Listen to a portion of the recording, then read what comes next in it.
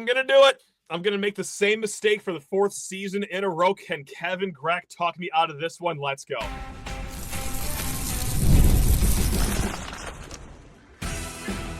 You are Locked On Spartans, your daily podcast on the Michigan State Spartans, part of the Locked On Podcast Network, your team every day. Today's episode of Locked On Spartans is brought to you by FanDuel. Right now, new customers can get $250 in bonus bets when your first $5 bet wins. Spartan friends, Spartan family, Locked On Spartans listeners, thank you all so much for tuning into Locked On Spartans, your team in green and white 5 days a week. Please rate, review, subscribe, comment below how you are feeling about Michigan State football. Over or under 5.5 wins, because folks, we are going to do some financial planning on today's show with 1/3 of the wonderful Can't Read, Can't Write podcast. His name's Kevin Grech. And Kevin, oh yeah, I'm doing it. Let's get into the mix here. Maybe it's because I'm a blind homer and I just don't know any better about our Michigan State Spartans. But this mistake that I could potentially be making for the fourth season in a row is, I'm staring at that 5.5 number for wins for Michigan State football. Our Spartans, we're going over. To the surprise of no one, we are going over. And it certainly didn't happen after the Peach Bowl season. Didn't happen the season after that. Now, last year, it depended on where you got the number. Some got it at 4.5. Some got it at 5.5. Some got it right on the number at 5. But as we're staring on the barrel right here at 5.5, Kevin, I like the schedule. I like the schedule. I love the schedule, actually, as much as you can. You're never going to have a cakewalk in Big Ten football, but not on the schedule. It's Ohio State. You don't have Oregon. Your two toughest games, Penn State and Michigan, both at home. Your road games, while I don't expect you to sweep them, can you steal 2 of them? Can you do that? I like how the season opens up, too. You're not going on the road for a Big Ten game immediately like you did last year with Maryland. That Boston College game, that's at home. Kevin. Are we responsibly putting the mortgage on the over here? Responsibly, I want to keep in mind. Do this responsibly when you go over to FanDuel, folks. This is a mistake. Talk me out of this, Kevin. Well, a couple things. One, your listeners need to hit on their first $5 bet with whatever it is that we FanDuel. That is FanDuel. Beat me out about the previous whatever I said before. We're not messing with the other gambling houses. Never even heard. Only FanDuel. So I think this is well reasoned. As you said, I'm 1/3 of Can't Read, Can't Write.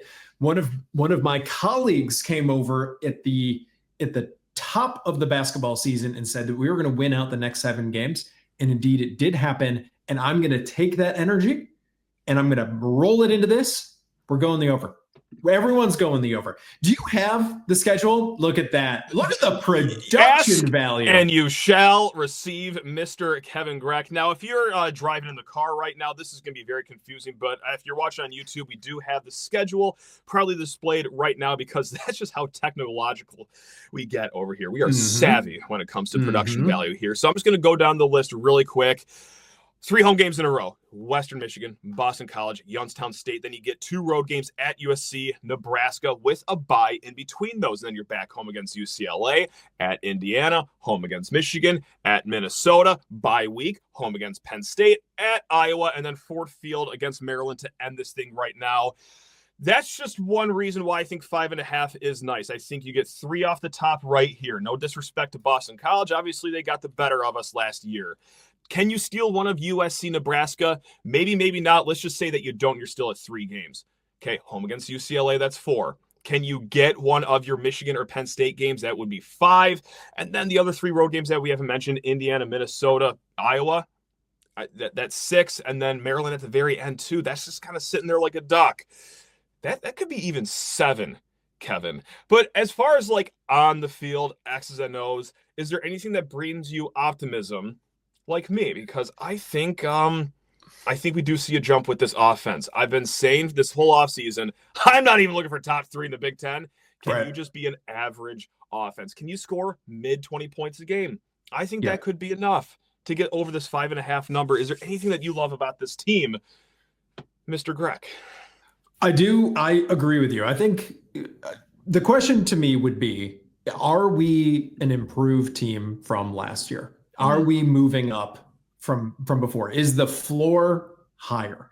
And I think given the moves that we've made in the transfer portal And given the players that we've retained, and I know that we haven't retained exactly everyone that the fan base is excited about, but you still got Nick Marsh, you still got Childs, and I know that there were a lot of questions around him, but it's another year in the program. It can't get any worse on the offensive line, and moves have been made in the running back position. So I have to think that the floor is a little bit higher this year than it was last year. Yeah. And then you look at some of the teams, give me the ones. So you got your gimmies and you got your really hard games. What are the ones in the middle? Let's talk about the ones that are like plus or minus the 50s. Are you putting Boston College in that group, or are you taking Boston College for granted? I am taking Boston College for granted. Like, I think that is going to be a win here in East Lansing. And and maybe this is just like off-season silly talk right now. Like, why would I blindly think that this is just going to be an automatic win? They just beat us last year. It will be week 2 of the season where we don't even know all the answers about our team, let alone the answers about Boston College too. I mean, my goodness gracious, my understanding, team from last year. Boston College has net lost in the transfer portal in the offseason. So on paper, you might be looking at a weaker team, and we're playing here, as you said, instead of NBC. And it's not that 9-11 game or whatever it is that they never lose. So that's true. The bandana game, that is the bandana game. Should we come out in our Michigan State bandana jerseys? Do we flip the script on them? I think that's worked out in our favor here. Yeah. We also do 9/11. 9/11 belonged to everyone. It's not just you. I think we're onto something here. Okay. I think maybe we do. I'll call Alan Haller after this conversation. We'll get the wheels turning on that one. Okay. He's listening. Not to where I'm here. He's paying attention. True. Never misses a show. Next up, you've got SC and you've got Nebraska. One of those are both of those 50-50? Is one of them more in play than the other? They're both on the road. I like the idea that you get Nebraska after a bye week. Unfortunately, that is a fan base that does always show up, and I think Nebraska is inching its way upwards, but I've also thought that the last 8 seasons with Nebraska football, so, I mean, I could also be wrong once again. Do you remember the slide at the end of Nebraska season last year? It started hot. Yeah. They had that win against Colorado. Everyone was like, oh, this is a real Nebraska team. Yep. Boom, bombed it. It started with a big loss to Indiana on the road, got annihilated by Ohio State. Well, not really. It was actually kind of a close game. But then from there, skid. Lost to UCLA at home, lost to someone else at home as well. Illinois at home. I remember watching that game. I think that was an overtime game where that was a classic Nebraska just snatching defeat from the jaws of victory game. So hopefully this could be another one of these instances for the I feel good about this game. Yeah. Nebraska is another team that I think has netted down technically in the portal, according to data that I'm looking at here. So I'm going to say Nebraska. This is maybe the year to make that road trip if you wanted to go to Lincoln and kind of see what it's like, what that environment is like. UCLA at home, Indiana. If we're talking transfer portal, UCLA, big winners. But is Amaliva still going to be with the team in week whatever this is? That would be 6 or 7 or 8. Yeah, one of those. Yeah. Oh, that's a coin toss. That's a coin toss. So I like UCLA at home, still do. And at Indiana, I mean, we got to get that spittoon back.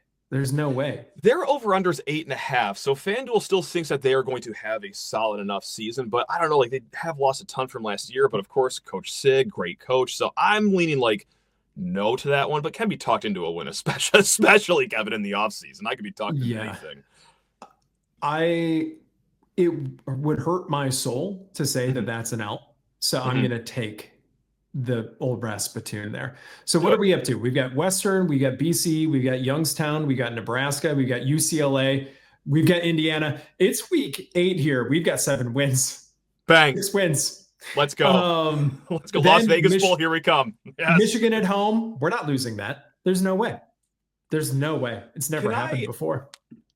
Did you know your Fire TV is also an Xbox? Turn any TV into your gaming and entertainment hub with Fire TV Stick 4K devices. No console required. Just grab your paired controller, subscribe or sign into Xbox Game Pass Ultimate with EA Play included, and you are ready to play. Dive into hundreds of premium titles from EA Sports College Football 25, Call of Duty Black Ops 6, and Avowed as easily as you stream your favorite shows. It's gaming made simple, and it's all on your Fire TV. With 4K streaming, you can watch more than 1.5 million movies and TV episodes from your favorite subscribe services like Netflix, Prime Video, Disney Plus, Max, and more, guys. It is so simple with it. Head to Amazon.com/Fire TV Locked On to get started. Xbox Game Pass Ultimate subscription and compatible controller required. Available on select devices, including Fire TV Stick 4K 2nd generation, Fire TV Stick 4K Max 1st and 2nd generation, and Fire TV Cube 3rd generation. Can I interrupt and ask you a question here about these home games right now? Because Michigan, Penn State, this is not on FanDuel, but let's just imagine that it is. A prop bet. Does Michigan State win one of Michigan or Penn State? Is your answer just simply yes right now? And I know you're talking right now that Michigan is going to be a win, but are you confident enough to say that, yes, Michigan State will get one of these big games in Spartan Stadium, Wolverines or Nittany Lions? Yes. Yeah. Let's go. Let's go. No doubt. Let it be heard. That's right. I really think there is something, and 'tis the season. It is NFL draft day. And I swear I'm not being the world's biggest hater, even though I am, of Michigan athletics. I don't think that's any secret to anyone. Sure, the Bryce Underwood thing, very exciting for them. That's awesome. Go get him. I'm sure that's going to pay off just immediately in his freshman season. I think that there is something to be said, though, that this team is about to lose 4 first-round NFL draft picks. And they were just a middling team last year, for their standards at least, a 7-5 season. I think that there is a realistic world where they are once again like the 7-5-ish team. Surely this won't come back to bite me at all, but I don't know. Like, they lost a bunch of NFL talent from last year. What makes everyone think that they are just going to bounce back and be better than last season? Is it just all this freshman from Belleville, which certainly has never gone to the wayside in the world of recruiting? That is 5 stars out of Belleville. 5 stars from Belleville, 100% hit rate, have never failed before. Correct. From my memory of last year's game against Michigan, ours was the better team. It's just it didn't work out on the field. Of course it didn't. Of course it didn't. Yeah, I know. You got 2 road games, though, here. You got Minnesota and Iowa.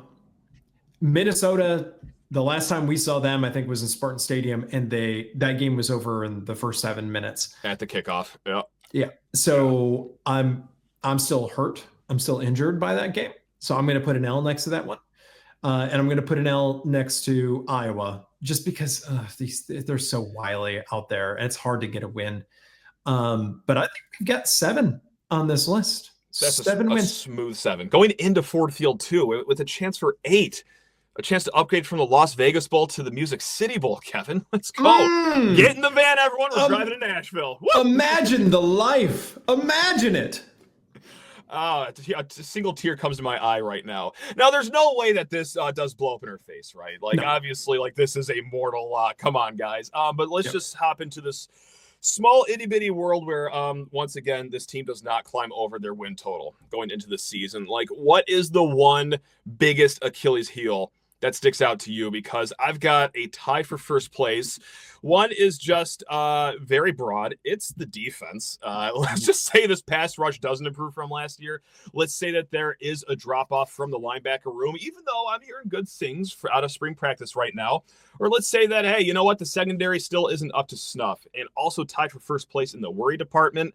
Yes, the bar might as well be at Earth's core for the run game for improvement from last year. But let's say that, okay, it actually doesn't get back off the ground. Let's say that the running backs aren't, what the staff thinks they are. Let's say that this offensive line, yet again, can't get a single push right off the bat. That's what I have tied for first. Any of those getting your gold medal here, or do you have another big concern that you're looking at, Kevin? For me, it's the O-line. That's it. And then maybe the defensive backs. Especially now that there's been some departures over there. Sure. But those are the big 2 for me. I mean, we saw it last year, how anemic that running game was. And if that does not improve, all of a sudden, you and I are back on here in the fall. Like, where are we going to steal our 4th win on the schedule? We're breaking down, like, What's going on? Is Bert gonna have a heart attack before week 10? Fingers crossed on Fingers that crossed one. for catastrophic illness to the other team. No, or we're Yeah. just going to do our what has now become an annual episode of going into that last game with 4 wins, wondering if a 5th win is good enough with our APR score from the year prior to backdoor our way into like the Surf Pro First Responders Bowl. That's That's the dream. Unfortunately, we are very well versed in the world of APR scoring here on Locked On Spartans to try to backdoor our way into some nonsense here. I don't want to do this again, Kevin. Like, can you just promise me that we can get a bowl this year? Just, I don't care if you mean it or not. Can you just like sit me down like a child that just really wants to see Santa Claus come around and just tell me that it's going to happen? Is this like a Team America moment? Like, I promise that I will never die and that we will get to a bowl game this year. Thank you. I appreciate that. I needed to hear that right now. Hey, I got another bet that's on a FanDuel right now that I just, this is how I'm just going to pose the conversation right now. The bet is going to be, are we going to be at least marginally satisfied with the pass rush this year? And we're going to tie in the recent conversation with some transfer portal activity because, yes, on Wednesday, James Schott, he's been in the program for a few years, not a lot of playing time. He leaves, he's out. And entering in from Texas Tech, Isaac Smith. He had 2.5 sacks last year. And those 2.5 sacks, one came against Washington State. And then the other 1.5 sacks came against Arkansas in the granddaddy of them all. Yes, we're talking the AutoZone Liberty Bowl. Now, he also did have a really good game against top 15 Iowa State. 2 pressures, 7 tackles. His next 2 best games were against powerhouses North Texas and Abilene Christians. So this is a guy that kind of sort of lost his starting role at Texas Tech. But this is a program here in East Lansing that needs any possible help they can get. Of course, they've also got some other guys out of the transfer portal, David Santiago and Nello Lafayette. And then returners, Tyler Gillison, who did not play last year, Quindarius Dunnigan, and then Jalen Thompson. It just can't be worse than last year, right? Is this a situation where, literally any semblance of pressure on the quarterback, we're going to be satisfied here in East Lansing, Kevin? I think given last year, we'll just be pleased that it looks like the quarterback has to think about what he's doing for even a moment. But I've got to take on Isaac Smith. And this, again, for our podcast listening audience, not going to be very useful. But his commitment announcement, those graphics that they throw up, they've got all the stuff in the background. There's a hidden detail in his announcement. You can barely see it. The staff is trying to downplay it. But next to the Beaumont Tower, you can see he's got some real mullet action coming out the back. Some real hockey chop. Isaac Smith just needed to be in the right environment. And when he gets to East Lansing, that rude dude is going to start coming out. And Isaac Smith is going to be an animal for this team. Sure, you lose your starting position at Texas Tech, whatever. Yep, there it is. Look at it. I see the vision now. This is some hard-hitting analysis right now. That is some flow, some lettuce, some cheddar. Okay. Okay. He's on the all hockey hair team of the putting the quarterback in the ICU. Remember Tuck's first year when we ruined like 5 quarterbacks whole seasons? Yeah, we started with Miami and then it sort of just kept going from there. Wow. What a time capsule that is. Yeah, that's a really good callback. Oh man, simpler times, better times, violent times, Kevin. Yes. Violent times. That's right. We weren't just seeing the whites of quarterbacks' eyes, unlike we were last season. We were putting them straight in their local county hospital. Woo, correct. Bring me back. Respectfully, though. Yeah, I mean, come on. Family show. What are we doing promoting violence? I hope they have all recovered. I'm sure they're doing great. FanDuel is America's #1 sports book. And guys, we just talked about the over-under for Michigan State football. Right now, at the time of recording, set at 5.5. Michigan State, one of 6 Big Ten teams with over-under totals at 5.5 or lower. The other ones in the 5.5 club, Wisconsin, UCLA, Rutgers. 4.5, Maryland. 3.5, lowly Purdue. Now, guys, if you're feeling hot about any of those teams or all the other ones in the Big Ten outside of Northwestern and Illinois, head on over to FanDuel Sportsbook, or let's say instead of waiting for the fall to get paid out with this action, well, guys, keep it popping with the NBA playoffs, because right now, when you join FanDuel and place your first $5 bet, you'll get $250 in bonus bets if your bet wins. I love how easy it is to make a same-game parlay, not just before the game, but also a live same-game parlay during the NBA playoff action. Or also, guys, baseball too. Just last week, made a simple 2-leg same-game parlay. Dylan Dingler over 2 bases, and then Spencer Torkelson, 1 home run. Guys, $4. That's right, big units over here. Paid out $56 over at FanDuel. Don't miss out. Head over to FanDuel.com and claim your $250 in bonus bets today. Again, guys, that's over at FanDuel.com. I got a hot topic for you, Kevin. Let's talk. And surely you guys haven't talked about this on Can't Read, Can't Write. Certainly no one else in Spartan world has talked about this, but with the transfer portal, with the ins and the outs, there's been some big discussion about what SD4L truly means, because you get some guys defecting from the program, both basketball, football in years past, that always slap on the, hey, Spartan Dog for life, even though you're leaving possibly for greener pastures. What is all this all about? Now, before we get into our silly little thoughts, Kevin, there's a guy that actually, made some hay here in East Lansing. He goes by the name of Tawan Jones. He's a Rose Bowl champion, and he tweeted this out the other day. SD4L was created by the players and for the players. If you went through winter and summer conditioning and camp, multiple football seasons with your brothers, you will forever be considered a SD4L. That's not going to change because someone wants a better opportunity for themselves. Now, what does Tawan Jones know, right? He was only a champion football player. He's only a guy that poured his blood, sweat, and tears in this program. Let's talk amongst ourselves, the people whose opinion really matters here, Kevin. 2 podcasters who has never even sniffed a weight in the football building. Let's discuss what an SD4L means to us. Now, of course, I'm being facetious. Obviously, it's the player's opinion, means more than anything here, but let's just stop in this fantasy world where we actually matter.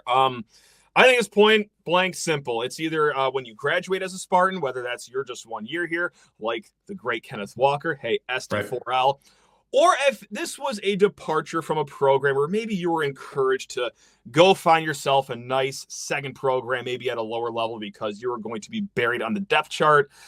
Spartan Dog for life. I got no problem if you want to say that. I'm sorry that you were kind of scooted out of this program, but those are the 2 instances where I think that plays.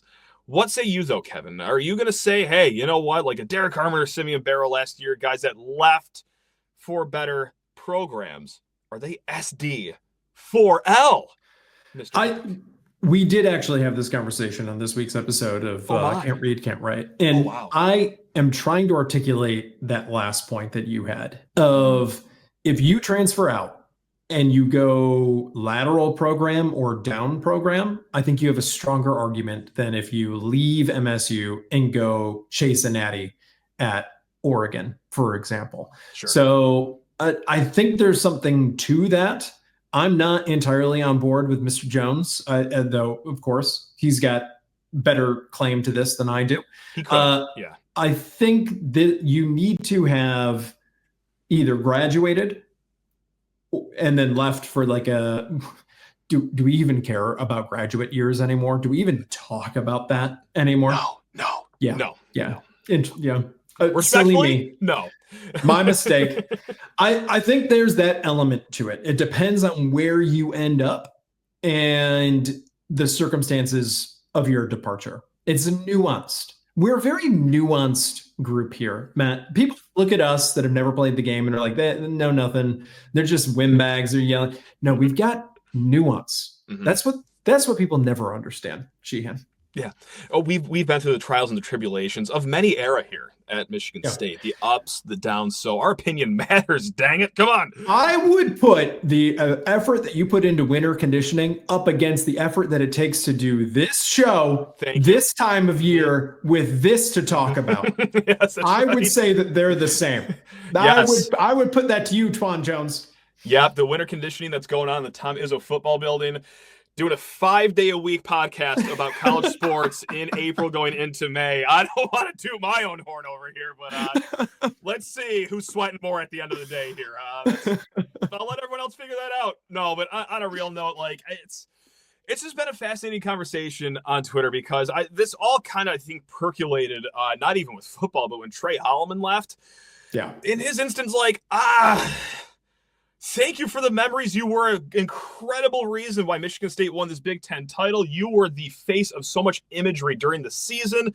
whether it was a half-court shot, whether it was, hey, pushing those guys off the logo. But, oh, man, SD4L, do you have your card taken away if you're Trey Hollowman, for example? I guess, kind of. I mean, yeah. Okay. Yeah. I shouldn't feel bad about that then? Okay, thanks. NC State is a fine program. They're not at the level of MSU, but that is the circumstances, I think, are also important. This is where the nuance comes back in. We haven't heard, and Graham Couch made this point on Can't Read, Can't Write, but we haven't heard from him. Like, a little bit of messaging from our guy would go a long way, especially a guy that I believe, according to some listicles, was somewhere in the top 10 in actual organic name, image, and likeness payouts. Right. You know, he was pushing merch around his pushing those Michigan players off the Spartan helm, and by all accounts, he probably knew that he was leaving the program when that took place. Yeah. So we need to hear from the guy that was perfectly willing to engage with fans at the field house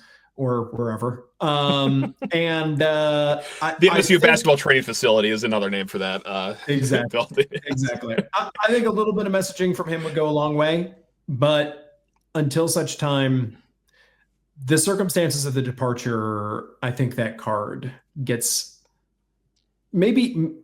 Were you in Cub Scouts or Boy Scouts, Matt Sheehan? Not cool enough for either of those. No, I'm sorry. Yeah. Well, there's a concept in Boy Scouts called a totem chip, and a totem chip lets you have your pocket knife to whittle.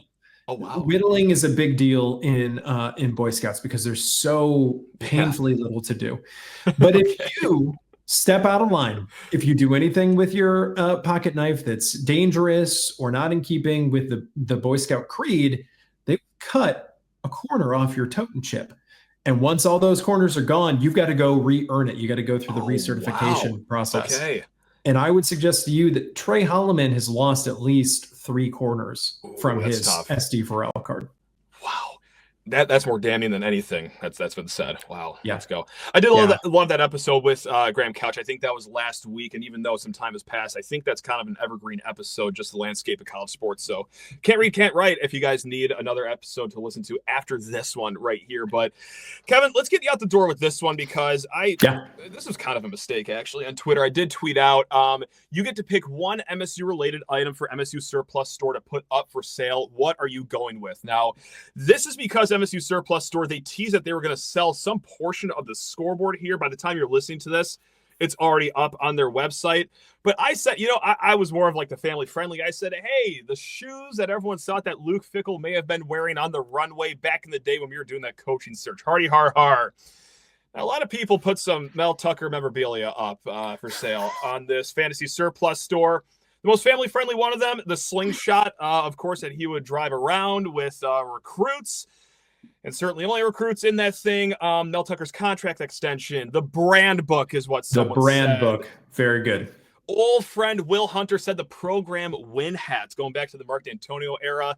I like all of those, and unfortunately, that's probably the end of the ones that I can read on this one. Kevin, what say you? Do you have anything that's remotely family-friendly from, like, MSU relics that you want up here? Well, it could be something fun. It could be the ball that Jalen Watts Jackson ran to the house with. It could be something fun. It could be a Cassius Winston headband. You like that? I can't wait to hear what you're going to write. Oh, boy. So the problem is there's just so much material with Tuck, right? It's It's unfortunate. Yeah. So much stuff. An NF Tuck came immediately to mind. Wow. I still have, you got money for that? Wow. I still have, like, if we can't find him to serve him papers, I would suggest that Brenda Tracy's lawyers should just buy an NF Tuck and go into that Discord server. He's got to be there, right? That was the promise. Where of the else NF would he Tuck. be? Right. I would take the pancake honcho syrup dispenser from those better times. I would take that. That's got to be hanging out at the Brody Calf somewhere. Yep. Let's identify which one that is and put that up for bid. I've got some that are not family friendly that we'll test this. That's okay. We're at the end of the episode. This is easy to clip. That's fine. Mel Tucker had a phone that saved the university $70 million. I think that belongs. I'd pay for that. Okay, we'll allow that. Yep, that plays. Yep.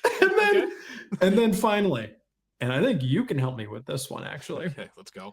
I'd like a vintage NIL SD4L camo hoodie. There's one up there. Remember that I wore it the other day. Yeah, I got one upstairs for you, Kevin. Give me your address over dumb record. That's coming straight to you. That is an artifact that I would love to be the proud owner on. The problem is, my understanding is you can't wear it to the airport because it might disappear halfway through your flight home. But that is an interesting feature with it. Yeah. That would be a great artifact to own, I think. Specifically on flights to Iowa. Make sure you're wearing an undershirt because it will vanish, allegedly. So good points.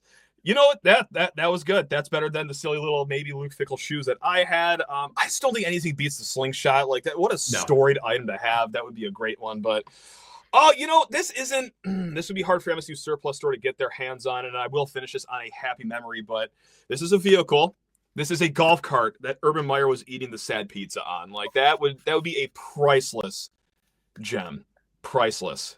Maybe the plate that he was eating the pizza. I'll take any part of that. The Papa John's box is like permanently adhered to it. It's like yellowing and folded in, but it's there. That's what's important. It's in my hands, and that's all that matters. Kevin, this has been a certified hoot and a half. Always great talking with you guys over at the K-Reed Can't Write podcast. Guys, go check them out. They do fantastic work. Many a laugh stifled as I'm listening to them in the office sometimes. So thanks for making me look like a complete lunatic as I'm just sitting there just like just making all sorts of faces and noises trying to stifle what you guys are talking about. So much appreciated, Kevin. Or just holding in vomit or whatever it is. We elicit lots of responses. Yeah, whatever bodily noise that could be coming out when you're listening to those fine folks over there. Guys, we will be back because, yes, just like winter conditioning, we are always chopping over here. We do this 5 days a week right here. Locked On Spartans, your team in green and white. Until next time, hey, take care of yourselves. Love you all. Go green.